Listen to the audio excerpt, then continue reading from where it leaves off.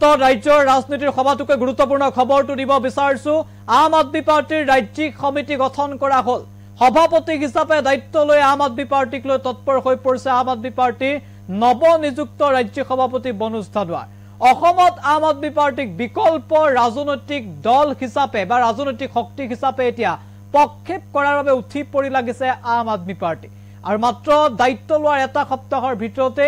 আম আদমি পাৰ্টিৰ এখন পূৰ্ণাংগ ৰাজ্যিক সমিতি গঠন কৰিলে আপৰ নেতা মনোজ ধানোৱাৰে আমি ইতিমধ্যে উল্লেখ কৰিছো এটা অত্যন্ত গুৰুত্বপূৰ্ণ খবৰ ৰাজ্যৰ ৰাজনীতিত কিন্তু আম আদমি পাৰ্টিক আৰু অধিক শক্তিশালী কৰিবৰ বাবে এতিয়া তৎপৰ হৈ পৰিছে আপ অসম সবিশেষ এনিটক দৰ্শকৰ বাবে লৈ আহিছো গুৰুত্বপূৰ্ণ খবৰ আমি জনাইছো গঠন হ'ল আম আদমি পাৰ্টিৰ নতুন ৰাজ্যিক সমিতি সভাপতিৰ দায়িত্ব লৈ আম আদমি পাৰ্টিক লৈ তৎপৰ মনোজ ধানোৱা সকলো স্তৰৰ কৰ্মীক লৈ গঠন কৰা হ'ল আম আদমি পাৰ্টিৰ নতুন ৰাজ্যিক সমিতি মনোজ ধানোৱাৰ নেতৃত্বত এই সমিতিখনে এতিয়া কাম কৰিব অসমৰ প্ৰেক্ষাপটত উজনি নামনিৰ লগতে বৰাককো সামৰি গঠন কৰা হ'ল ৰাজ্যিক সমিতি আম আদমি পাৰ্টিক অসমত আৰু অধিক শক্তিশালী কৰাৰ লক্ষ্য আম আদমি পাৰ্টিৰ নৱনিযুক্ত সভাপতি মনোজ ধানোৱাৰ আগন্তুক নিৰ্বাচনৰ আপক আম আদমি পাৰ্টিক অসমত বিকল্প হিচাপে গঢ়ি তোলাৰ লক্ষ্য নিৰ্বাচনৰ প্ৰাক্ষণত এই সমিতিখনে ইতিমধ্যে শক্তি বৃদ্ধি কৰিছে আম আদমি পাৰ্টিৰ গঠন হ'ল আম আদমি পাৰ্টিৰ নতুন ৰাজ্যিক সমিতি সমিতিখনৰ এই মুহূৰ্তত আমি দেখুৱাইছো আম আদমি পাৰ্টিৰ ফালৰ পৰা প্ৰেছ বিজ্ঞপ্তিৰ জৰিয়তে প্ৰকাশ কৰা হৈছে আজি এখন নতুন সমিতি গঠন কৰা হৈছে পূৰ্ণাংগ ৰাজ্যিক সমিতি গঠন কৰা হৈছে মনোজ ধানোৱাৰ নেতৃত্বত এই সমিতিখনে এতিয়া আম আদমি পাৰ্টিক নতুন মাত্ৰা প্ৰদান কৰিব বুলি সকলো আশাবাদী সমিতিখন আমি ইতিমধ্যে উল্লেখ কৰিছো আৰু এই কমিটিখনত ৰাজীৱ শইকীয়াক ষ্টেট জেনেৰেল সেক্ৰেটাৰী দায়িত্ব অৰ্পণ কৰা হৈছে আৰু একেদৰে মামুন ইমদাদুল হক চৌধুৰীক ষ্টেট ভাইচ প্ৰেছিডেণ্টৰ দায়িত্ব অৰ্পণ কৰা হৈছে শ্ৰমিক Sengupta state vice president Anurupa Deka Raja state vice president Punam গগৈক ষ্টেট জেনেৰেল সেক্ৰেটাৰী দায়িত্ব দিয়া হৈছে আৰু একেদৰে আকাশ শৰ্মাক দিয়া হৈছে ষ্টেট ট্ৰেজাৰী দায়িত্ব আৰু ঋষিৰাজ কুণ্ডিল্যক দিয়া হৈছে ষ্টেট ইভেণ্ট ইনচাৰ্জ ভিক্টৰ গগৈক আমি ইতিমধ্যে উল্লেখ কৰিছো ষ্টেট সেক্ৰেটাৰী এডমিনিষ্ট্ৰেশ্যন প্ৰশাসনিক দায়িত্ব প্ৰদান কৰা হৈছে তেওঁক গুৰপ্ৰীত উৎপলক ইতিমধ্যে ষ্টেট মিডিয়া কোঅৰ্ডিনেটৰ দায়িত্ব দিয়া হৈছে অম্লান হাতী বৰুৱাক ষ্টেট সেক্ৰেটাৰী দায়িত্ব দিয়া হৈছে in charge IT Dibyajyoti Kulik in charge CISSৰ দায়িত্ব অৰ্পণ কৰা হৈছে ৰুদ্ৰাংকুৰ হাজৰিকাক ইনচাৰ্জ যুৱ শক্তিৰ দায়িত্ব দিয়া হৈছে আমি ইতিমধ্যে উল্লেখ কৰিছো বিদ্যুৎ Ranjan Das state secretary publicity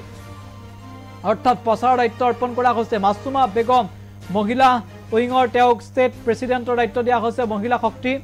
আৰু তাৰিক চৌধুৰীক দায়িত্ব দিয়া হৈছে ষ্টেট ছ'চিয়েল মিডিয়া কোঅৰ্ডিনেটৰ হিচাপে বাবুল বিকাশ চেতিয়াক ষ্টেট প্ৰেছিডেণ্ট যুৱ শক্তিৰ দায়িত্ব অৰ্পণ কৰা হৈছে একে সময়তে আমি উল্লেখ কৰিছো আলাউদ্দিন আহমেদক লিগেল উইঙৰ দায়িত্ব দিয়া হৈছে ষ্টেট কোঅৰ্ডিনেটৰ লিগেল উইংছৰ দায়িত্ব দিয়া হৈছে আৰু সৃজয় চন্দ্ৰ বড়ো ষ্টুডেণ্ট উইংছৰ দায়িত্ব দিয়া হৈছে আৰু ষ্টেট প্ৰেছিডেণ্ট CISSৰ দায়িত্ব অৰ্পণ কৰা হৈছে Srijoy Chandra Boro Jayanta Kalita state coordinator volunteer training আৰু Lakshmikanta Dubey state coordinator research মানে গৱেষণা আৰু এনালাইচিছৰ দায়িত্ব অৰ্পণ কৰা হৈছে অনামিকা দাস চান্দিল্যক দায়িত্ব দিয়া হৈছে ষ্টেট সেক্ৰেটাৰী আৰু আশৰাফুল আৰিফ সিকদাৰ ষ্টেট সেক্ৰেটাৰী অৰ্গেনাইজেশ্যনৰ দায়িত্ব দিয়া হৈছে বিনীতা তপন খাৰগৰীয়াক দায়িত্ব অৰ্পণ কৰা হৈছে এখন তালিকা আমি উল্লেখ কৰিছো পবিত্ৰ বড়ো প্ৰণৱজ্যোতি নাথ সন্দীপ আগৰৱালা সঞ্জিত বৰ্মনকে ধৰি প্ৰায় 43 জনীয়া এখন কমিটি গঠন কৰা হৈছে আৰু মনোজ ধানোৱাৰ নেতৃত্বত আগন্তুক নিৰ্বাচন বা আগন্তুক নিৰ্বাচনৰ বাবে কাম কৰি যাব এই সমিতিখন আমি ইতিমধ্যে উল্লেখ কৰিছো এটা নতুন সমিতি ইতিমধ্যে প্ৰস্তুত কৰিলে আম আদমি পাৰ্টিয়ে আৰু দায়িত্ব লৈ প্ৰায় এটা মাহৰ ভিতৰতে এই নতুন সমিতি গঠন কৰিলে আম আদমি পাৰ্টিৰ ৰাজ্যিক সভাপতি মনোজ ধানোৱাৰ নেতৃত্বত আৰু একেদৰে 12 জনীয়া মুখপত্ৰৰ এখন তালিকা প্ৰকাশ কৰা হৈছে আম আদমি পাৰ্টিৰ ফালৰ পৰা 12 জনীয়া মুখপত্ৰৰ তালিকাও কিন্তু প্ৰকাশ কৰিছে আম আদমি পাৰ্টিয়ে আৰু তাৰ ভিতৰত গুৰপ্ৰীত উৎপল আৰু অনুৰূপা ডেকা ৰাজা ৰমেন বৰঠাকুৰ পুনম গগৈ অম্লান হাতী বৰুৱা দিব্যজ্যোতি কুলি জৰবাম কুটুম মাছুমা বেগম নীলমণি শইকীয়া ৰমা পাৰিহাৰ আৰু ৰুদ্ৰাংকুৰ হাজৰিকা আমাৰ 12 জনীয়া এখন মুখপত্ৰৰ তালিকা ইতিমধ্যে প্ৰকাশ কৰিছে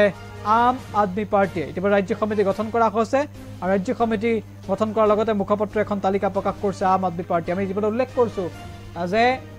আগন্তুক নিৰ্বাচনৰ প্ৰাক্ষণত অসমত আম আদমি পাৰ্টিক বিকল্প শক্তিক হিচাপে প্ৰক্ষেপ কৰাৰ বাবে এতিয়া যুঁজা আৰম্ভ কৰিছে আম আদমি পাৰ্টিয়ে।